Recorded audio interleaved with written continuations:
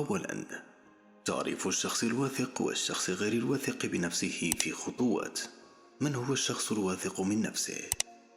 إن الشخص الواثق يشعر بالأحقية في العيش بسعادة ونجاح، يحترم نفسه ويقدر اجتهاداته، لا يتأثر كثيرا بإحباطات الآخرين له، لديه يقين أو قناعة قوية بأفكاره وقناعاته، لديه نظرة واسعة ذات وفرة تجاه الحياة، يعي ما حوله جيدا، لا يخاف من تحمل المسؤولية، لديه أهداف واضحة بالنسبة له.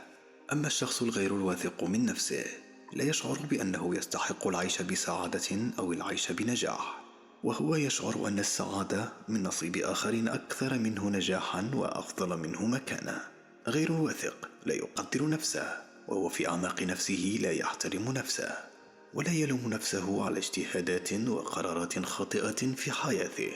غير الواثق يهتز من أقل نقد أو إحباط يأتي من الآخرين، يؤمه سلسلة من الإحباطات.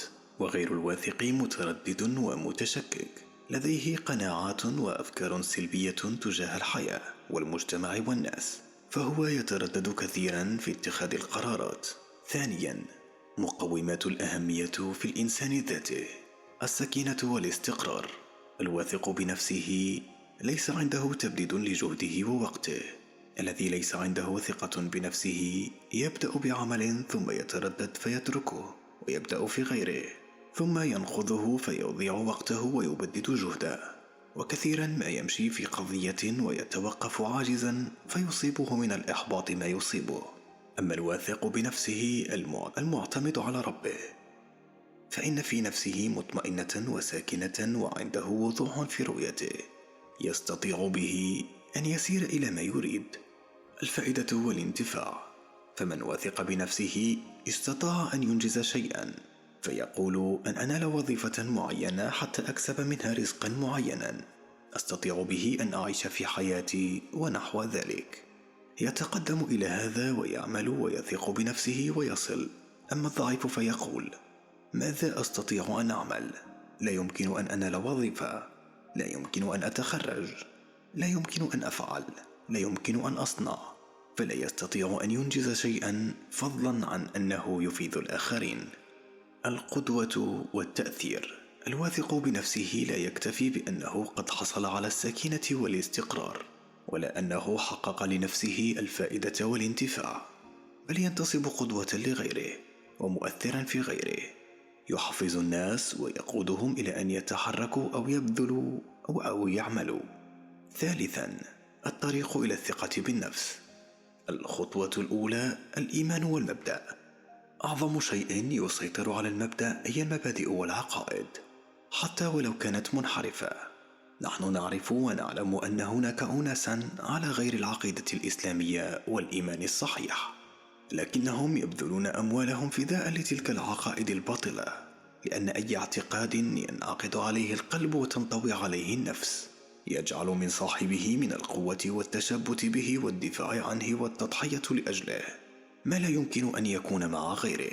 ونحن نقول أن إيماننا بالله عز وجل هو الإيمان الحق، وإسلامنا له سبحانه وتعالى هو الدين الحق، يعطينا أعظم الأسباب القوة والثقة بالنفس من وجوده متعددة. بواعث الإيمان المقوية للثقة بالنفس: الوضوح والثبات، التوازن والاعتدال، التحفيز والانطلاق، الأمل والتفاؤل. الخطوة الثانية العبادة والمرجع.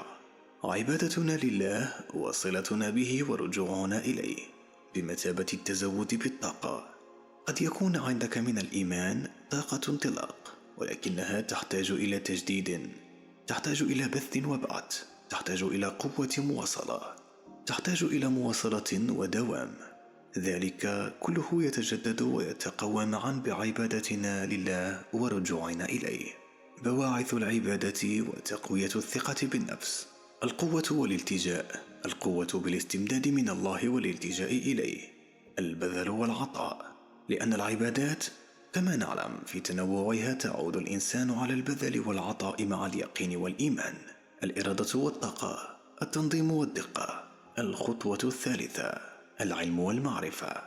نحن نعرف أن العلم مهم جدا، سواء كان علما دنيويا أو علما أخرويا، وإن كانت تلك القسمة ليست حديقة في دين الإسلام، لكننا نقول العلم والمعرفة هو الذي يعزز الثقة بالنفس. وعندما نقرأ القرآن الكريم فنعرف النفس وأصنافها، ونعرف فجورها وتقواها، ونعرف ونتعلم ونكتسب شيئا عظيما جدا.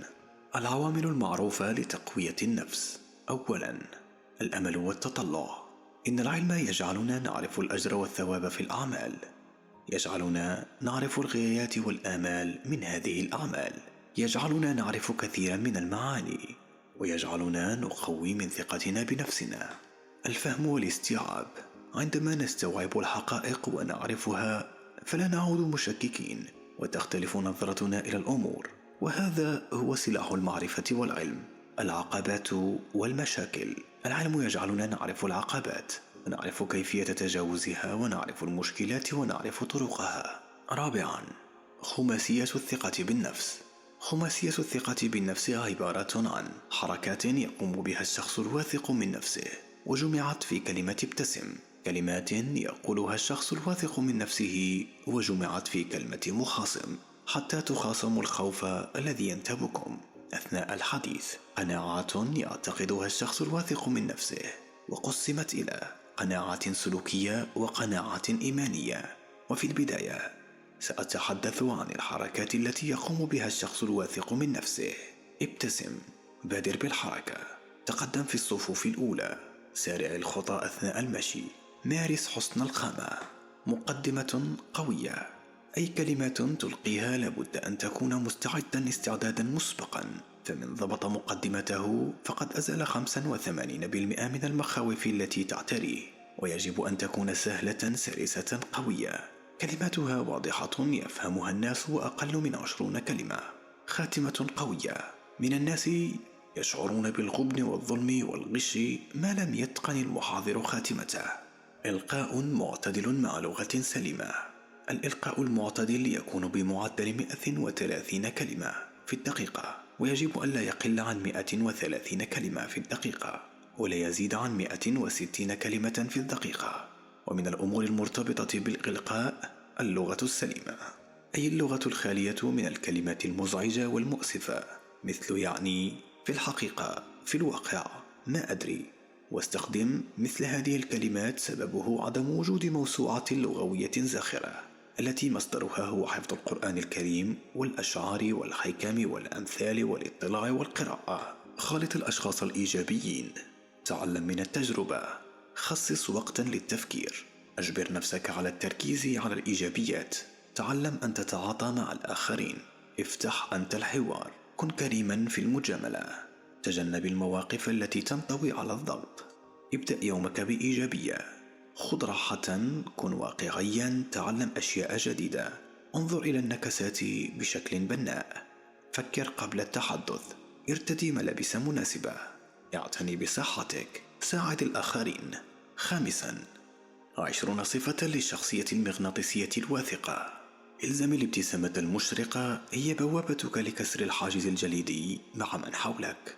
عليك بكلمة الثناء الصادقة، وجامل ولكن دون نفاق. ابتعد عن الجدال. تعامل مع الآخرين كما رغبت أن يعاملوك. التمس لغيرك الأعذار وابتعد عن العتاب. لا تغضب مهما كان السبب، فالغضب من الشيطان. سلم على كل من تقابله سواء تعرفه أو لا تعرفه، فالسلام الصادق هو سبيلك نحو أي شخص. تهادوا تحابوا.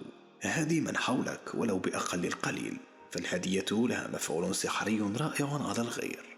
تعلم كيف تنصت، فالآخرون يحبون دوما من يسمعهم. فكر بنفس مرحة، وانشر حولك التفاؤل والأمل دوما، وابتعد عن التشاؤم.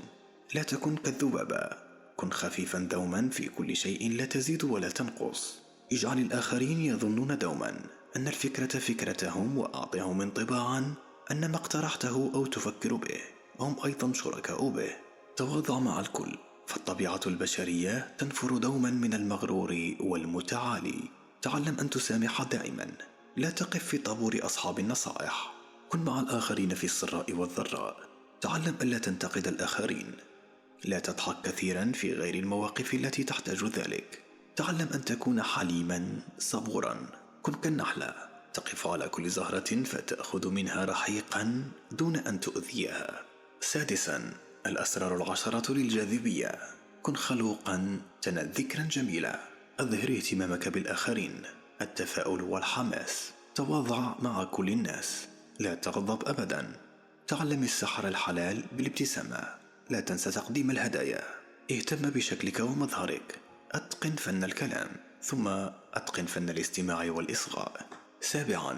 الوصايا 20 لتقوية التفكير. يجب أن نعترف بأن الفكر والعقل الإنساني يتطور بالتأمل والتربية والاطلاع، ولذلك استثمر ذلك بالتطبيق. العقلية القوية هي البنية الأساسية للشخصية، فلا تهمل وسائل التقوية. اجتنب كل ما يضعف ويهين عقلك، لأن ذلك يهزل شخصيتك. الإيمان بأساليب التقوية العقلية هو الخطوة الأولى لإثبات دور التفكير والتفكير في حياة الإنسان. العمل وفق أسس التذكر السليم نفسيا وعقليا وبدنيا. درب نفسك على سرعة البديهة. الالتزام بقواعد الراحة النفسية، وبذلك ستحصل على الصحة النفسية ومن ثم يستقر التفكير. لا تخلط تفكيرك بين حالات النشاط والكسل. كن حذرا بالتوقيت الشخصي وحساب القدرة. اعلم أن للإعادة والتكرار واسترجاع الأفكار ثمرات كثيرة يعلمها من اهتم بها. اربط بين البدايات والمضامين والنتائج للحصول على الترتيب المنتج. لا شك في أهمية دور المستلزمات من كتاب وتسجيل وتخزين بكافة الوسائل. تعرف على الأوقات المريحة بنفسيتك والمواقف مع وضعيتك. اختزن الحالات، المواقف والدوافع المساعدة في أعمالك وعقلك. اعتمد على وسائل التوعية الذاتية للقدرة على برمجة التفكير الهادف. اجعل للأفكار المهمة والمصيرية حيزا خاصا في ذهنك وفي عملية تفكيرك. كن متأنيا صابرا وهادئا، فتسرع لا يأتي بالمطلوب. فكر في كل شيء وكل ما يتعلق بموضوع واحد في وقت واحد. إياك أن تكون عقلانيا دون العاطفة، لأن العاطفة في كثير من الأحيان خميرة للتفكير الإيجابي. لا تنسى الأشياء والأشخاص والحالات في تفكيرك. اطلب بإلحاح من الله سبحانه وتعالى أن يوفقك ويبارك في عقلك.